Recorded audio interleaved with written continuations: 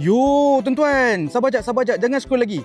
Nampak ni? Yang ini CLA 45S 4matic, tuan-tuan. Yang ini model street style tahun 2023. Condition memang sangat-sangat cantik.